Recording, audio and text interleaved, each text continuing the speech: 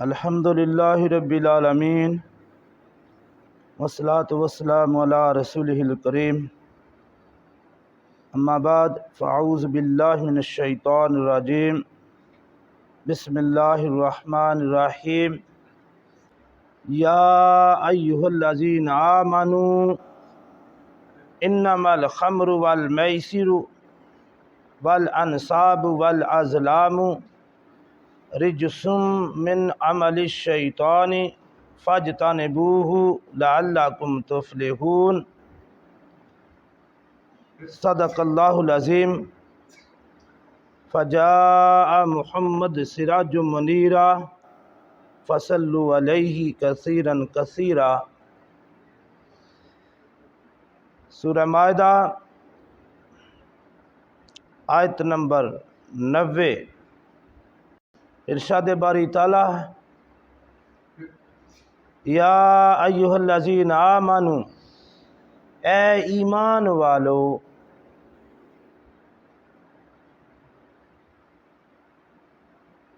انما الخمر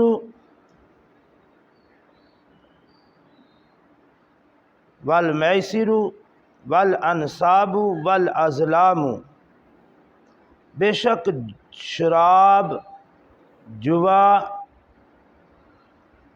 اور نصب کیے گئے چیزیں جن کی پوجا کی جائے،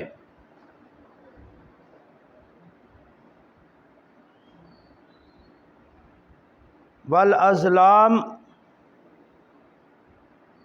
اور فال کے تیر،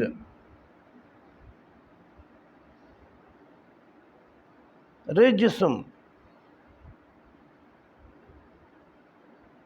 گندے کام ہے، من عمل الشیطان اور یہ شیطانی کام ہے، فاجتنبوہ پس ان سے بچو، دور رہو، اجتناب کرو، لعلکم تفلحون تاکہ تم کامیاب ہو جاؤ۔ یہ تو اس کا سادہ سا ترجمہ ہے، تھوڑی سی تشریح دیکھتے ہیں۔ یا ایھا الذین آمنوا انما الخمر، خمر شراب کو کہتے ہیں، اور خصوصی طور پر یہ لفظ جو شراب انگور سے تیار کی جائے اس کے اوپر زیادہ تر، لیکن اس کے وسیع معنوں میں ہر چیز جو نشہ پیدا کر دے وہ سب اس میں شامل ہے۔ خمر، خمار، اور ہم پنجابی میں بھی لفظ بولتے ہیں خماری۔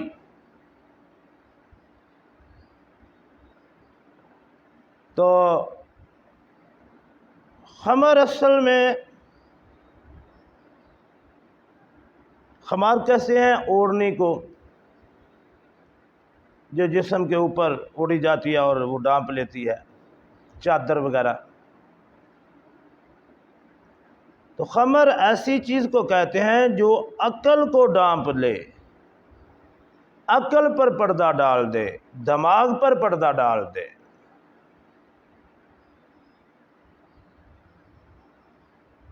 تو ہر وہ نشہ جو دماغ پر پردہ ڈال دے، جس سے نشہ ہو جائے، وہ حرام ہے۔ اور پھر نشے کی جو مقدار ہے، وہ جو زیادہ مقدار میں نشہ پیدا کرے وہ تھوڑی مقدار میں بھی حرام ہے۔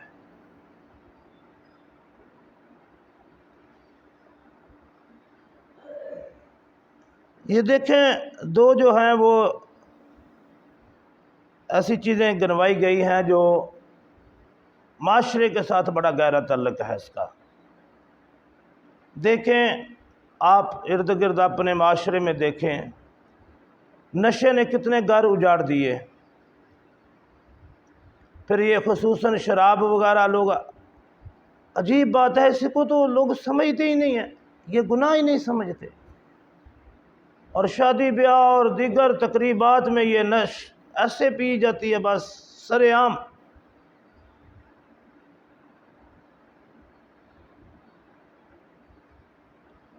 یہ حرام ہے۔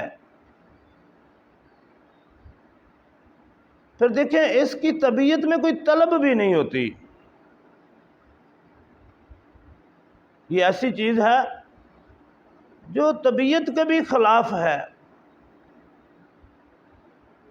لیکن جب اس سے لوگ شروع ہوتے ہیں نشے میں تو پھر آگے سے آگے، آگے سے آگے، اور پھر دیکھیں معاشرے میں وہ لوگ بیکار ہو جاتے ہیں، معاشرے میں ان کا کوئی حصہ نہیں ہوتا، کوئی فعال کردار ادا نہیں کر سکتے، معاشرہ تو معاشرہ ان کے اپنے گھر تک اجڑ جاتے ہیں۔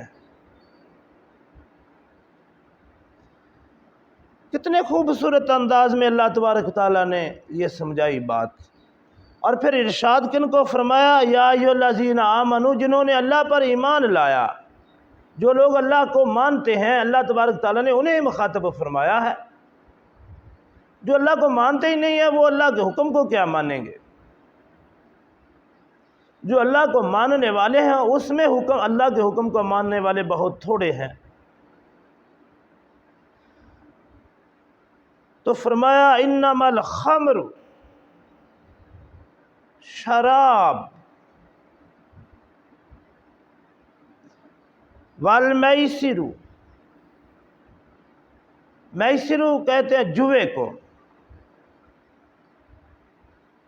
میسر اسی سے ہے، جو چیز آسانی سے حاصل ہو جائے، جس کا معاشرے میں کوئی کردار نہ ہو، معاشرے کو کوئی فائدہ نہ ہو۔ دو بندے جوا کھیلتے ہیں، ایک جیت جاتا ہے ایک ہار جاتا ہے، معاشرے کو اس کا کیا فائدہ ہوگا بغیر محنت کے؟ جو چیز حاصل کی جائے وہ میسر کہلاتی ہے۔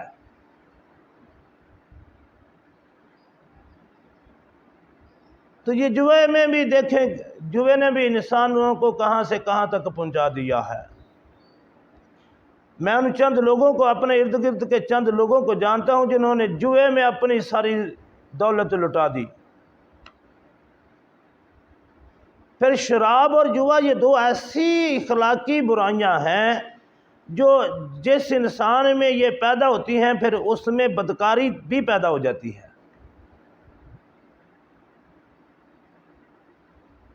اور جس میں بدکاری پیدا ہو جائے وہ حیا سے گیا، اور جس میں حیا نہیں رہتا پھر اس میں ایمان بچنا مشکل ہو جاتا ہے۔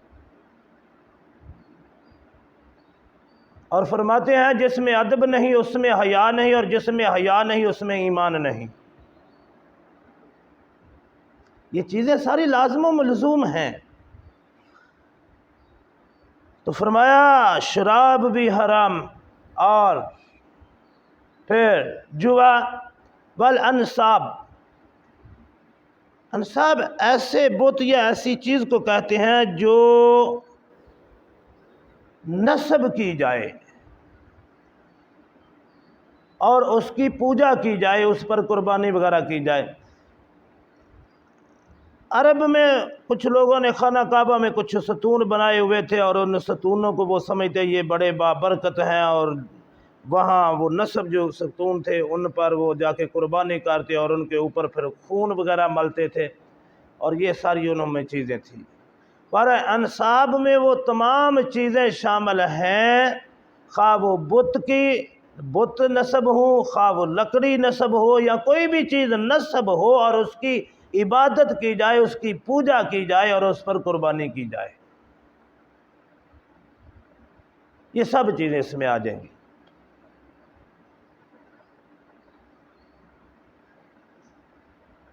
اور یہ ساری چیزیں آج کل جو ہمارے معاشرے میں بھی ہیں، یہ ساری فلاں ماتا رانی ہے، وہ ایک درخت کے اوپر پتہ نہیں لوگ وہ جو لیریں سی جا کے باندھ دیتے ہیں اور کہتے ہیں جی وہ ماتا رانی یہ ہے، حالانکہ یہ ہندوؤں کی دیوی کا نام تھا اور مسلمان پوجتے ہیں۔ یہ سب غلط ہے۔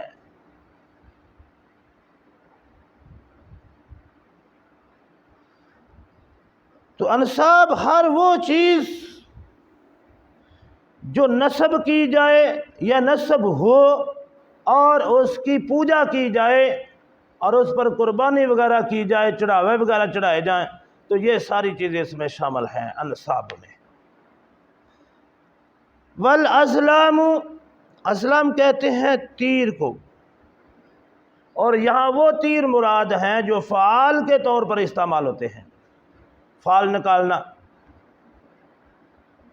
تو عرب میں تیر فعال نکالنے کے طور پر استعمال ہوتا تھا۔ مثلا وہ جب وہ شکار پر نکلتے تو تیر کے اوپر ایک کے اوپر نام لکھا ہوتا، ایک کے اوپر لا لکھا ہوتا، یعنی ایک کے اوپر لکھا ہوتا ہاں اور ایک کے اوپر لکھا ہوتا نہیں۔ جب وہ اپنے ترکش سے تیر نکالتے وہ اپنے جولے سے تھے، پھر جب وہ نا کا نکل آتا نا تو پھر وہ نہیں چلاتے تھے کسی شکار کے اوپر بھی، کسی کے اوپر بھی۔ جب ہاں والا نکلتا تو پھر وہ چلاتے تھے۔ یعنی ان کا یہ عقیدہ تھا کہ ٹھیک ہے بھئی یہ تو آپ کے ذہن کی اختراع ہے، اس کا ہاں یا نہ سے کیا تعلق ہے۔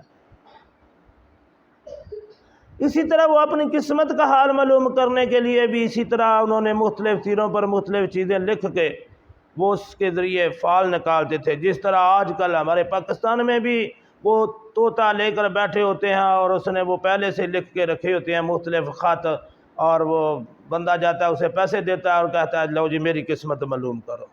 وہ طوطے کو پنجرے سے نکالتا ہے اور وہ ایک خط کو اپنی چونچ میں لے کر اس مالک کو دے دیتا ہے، تو وہ پڑھ کے وہ سنا دیتا ہے۔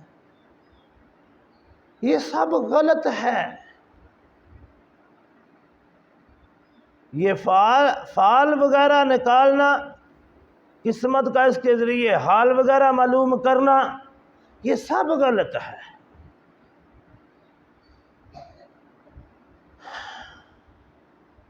فرمایا رجس کہتے ہیں بہت گندا کام جو ہوتا ہے۔ اللہ نے فرمایا رجس، یہ گندا کام ہے یہ سب، یہ چاروں کیا؟ شراب، جوا اور انصاب، یعنی انصاب سے مراد وہ چیزیں جو گاڑ دی جاتی ہیں، نصب کر دی جاتی ہیں اور پھر لوگ ان کی پوجا کرتے ہیں۔ اور والازلام، فعال کے تیر، فعال وغیرہ نکالنے کے لیے جو تیر استعمال ہوتے ہیں، یا فعال نکالنے کے لیے جو بھی چیز استعمال ہو قسمت کا حال معلوم کرنے کے لیے، بھائی وہ تو پہلے سے لکھی ہوئی ہے۔ وہ 10 15 20 چیزوں کے اوپر اس نے لکھ دیا ہے، پھر سارے بندوں کی وہی ہے۔ کروڑ بندہ آئے تو کروڑ کی وہی ہے، اور پھر قسمت کا حال تو اللہ ہی جانتا ہے۔ تو یہ چاروں چیزیں اللہ نے فرمایا رجسن، گندے،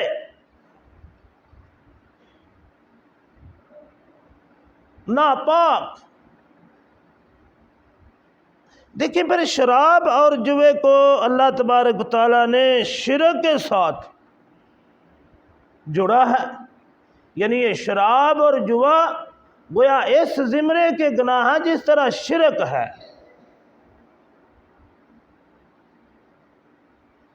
اور شرک کے متعلق ہے ان الشرک لظلم عظیم، شرک بہت بڑا گناہ ہے، بہت بڑا ظلم ہے۔ تو اللہ نے فرمایا من عمل الشیطان، یہ سب شیطانی کام ہیں۔ تم نے ایمان قبول کیا ہے، تم ایمان والے ہو، تم رحمانی کام کرو، شیطانی نہ کرو۔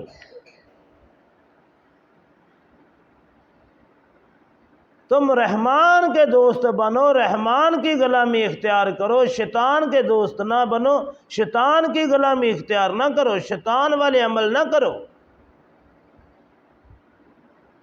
تو اللہ نے فرمایا فَاجْتَنِبُوهُ، پس اس سے اجتناب کرو، اس سے بچو، لَعَلَّكُمْ تُفْلِحُونَ، تاکہ تم کامیاب ہو جاؤ۔ اور یاد رکھنا قرآن پاک پر عمل کرنا دنیا کی زندگی بھی کامیاب ہے اور آخرت کی زندگی کی بھی کامیابی ہے۔ دنیا و آخرت دونوں جہانوں میں کامیابی کی زندگی گزارنے کا بہترین طریقہ اسلام نے دیا ہے، اس سے ہٹ کر کوئی اور طریقہ ہے ہی نہیں۔ کتنا خوبصورت معاشرہ تشکیل پائے گا۔